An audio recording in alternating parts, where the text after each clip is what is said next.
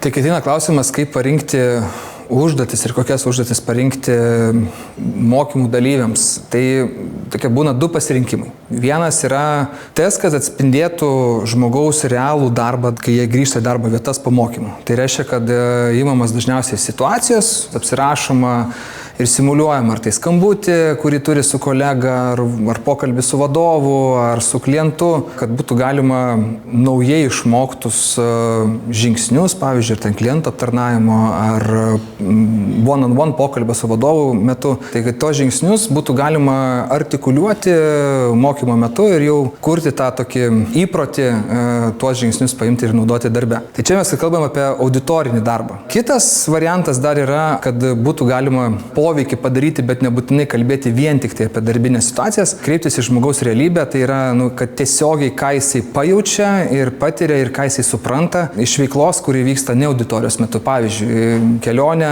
per mišką, koks nors žygis, ar ne, kuriame reikia rasti kažką ir kiekviena klaida tavo komunikacijoje jinai tampa tiesioginiu poveikiu tau pačiam asmeniškai. Bet esmė, jeigu taip sujungti abu kartu, taip renkantis situacijas, aš visą laiką žiūriu į tokį dalyką, kad tai pridėtų prie mokymų dalyvio savivertės, pridėtų, o ne atimtų. Žmogus, jisai, kai mokosi, jisai vis tiek jo savivertė, jinai kliba ir jis galvoja, kaip čia dabar man geriausiai tą padaryti, ir jeigu stipriai jo savivertė suklibėjo, bet jisai grįžta į darbus ir jisai jaučiasi, kad jis gali padaryti darbus, kuriuos jisai moka daryti, tai jeigu pastatysim ant suklibėjusios savivertės informaciją, jisai pamirš viską ir jisai norės vėl grįžti į savo įprastą darbo ritmą. Tai visas situacijas žiūrime, kad per tą tokią pozityvę psichologiją, kad iš tikrųjų mes daugiau galėtumėm, negu kad keičiam viską gyvenime ir darbe atėję tiesiog į mokymus.